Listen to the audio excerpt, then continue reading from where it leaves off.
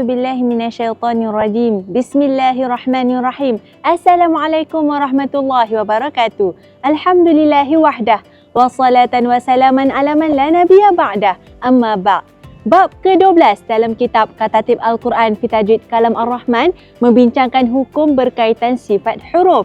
Dalam episod yang lepas kita dah bincang dah berkaitan bahagian kedua daripada sifat zatiyah. Sifat huruf ni iaitu sifat yang tidak mempunyai lawan, melibatkan 9 sifat semuanya. 9 sifat ni kita dah bincang, antaranya sifat as-safir, sifat al-qalqalah dan sifat al-lin. Jangan lupa lihat, tonton episod yang lepas. Episod kali ini insya-Allah kita akan sambung pada halaman ke-125 daripada kitab Katatib Al-Quran fi Tajwid Kalam Ar-Rahman berkaitan sifat al-inhiraf. Apakah yang dimaksudkan dengan sifat al-inhiraf?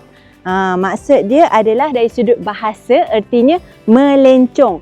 Dari sudut istilah pula, al-inhiraf maksudnya hurufnya melencong ketika disebut keluar dari makhrajnya. Saya ulang, hurufnya melencong ketika disebut keluar daripada makhrajnya sehingga bersambung dengan makhraj yang lain. Sifat al-inhiraf ini melibatkan 2 huruf, iaitu huruf ra dan huruf lam. Dinamakan al-inhiraf kerana ia melencong dari makhrajnya sehingga bersambung dengan makhraj yang lain. Huruf lam melencong ke hujung lidah dan huruf ra pula melencong dari permukaan lidah ke arah huruf lam. Jom sama-sama kita buka lagi kitab Katatib Al-Quran fi Tajwid Kalam Ar-Rahman pada halaman ke-155 disertakan gambar rajah untuk sifat al-inhiraf ini. Jom kita baca. Al-inhiraf condong, artinya condong. Inhiraf ialah bunyi huruf dicondongkan disebabkan perjalanannya terhalang oleh lidah. Jom kita tengok inhiraf pada huruf ra dan inhiraf pada huruf lam. Dalam kitab Katatib ni jelas, masya-Allah, panduan lengkap ilmu tajwid ni disertakan gambar rajah bagaimana dicondongkan bunyi huruf tersebut. Jika kita lihat anak panah yang berwarna putih pada inhiraf huruf lam ni, daripada dalam keluar ke lidah tu, masya-Allah. Kemudian bila mana kita nak menyebut huruf lam, kita angkat hujung lidah, makhraj huruf lam kan, kita rasa kita angkat, jadi kita dah tutup jalan keluar tersebut. Angin nak keluar ke mana? Jadi angin tersebut melencong ke kiri dan ke kanan. Masing-masing boleh rasa. Bila kita sebut lam, lalilu. Bila kita naikkan lidah, naiknya lidah tersebut menyebabkan perjalanan angin tadi dihalang oleh makhraj tersebut. Sebab tu kita baca disebabkan perjalanannya terhalang oleh lidah. Lidah kita naikkan, nak sebut lam tadi, bila kita naikkan lidah, angin daripada dalam tadi dia akan melencong ke kiri dan ke kanan.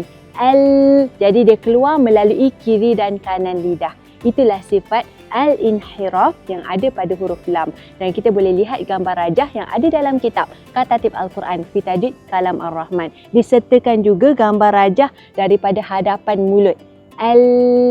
Lalilu. Kita angkat kan makhraj lidah ni bila nak sebut huruf lam. Jadi lidah di hadapan ni menghalang laluan angin, menyebabkan angin tersebut melencong ke kiri dan ke kanan. Condong, tu bunyi huruf dicondongkan ke kiri dan ke kanan bagi huruf lam disebabkan perjalanannya terhalang oleh lidah. Untuk inhiraf untuk huruf ra pula, dia berbeza daripada kiri dan kanan ke tengah. Condong tu kita boleh lihat pada arrow, pada anak panah yang berwarna putih dalam kitab Katatib Al-Quran fi Tajwid Kalam Ar-Rahman ni. Daripada kiri dan kanan dicondongkan ke tengah. Ra, ri, ru.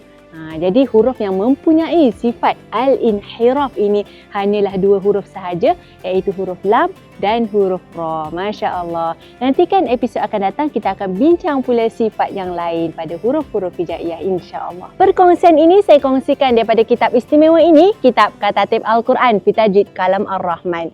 Bagi anda yang berhajat untuk mendapatkan panduan lengkap ilmu tajwid ini, dapatkan di www.nashrulquran.com atau hubungi admin Akademi Nashrul Quran di 0167182825. Jangan lupa like, komen, share, subscribe YouTube channel Katatib Al-Quran. Follow juga semua sosial media Katatib Al-Quran. Segala yang baik itu datangnya daripada Allah Subhanahu Wa Taala. Wabillahi taufiq wal hidayah.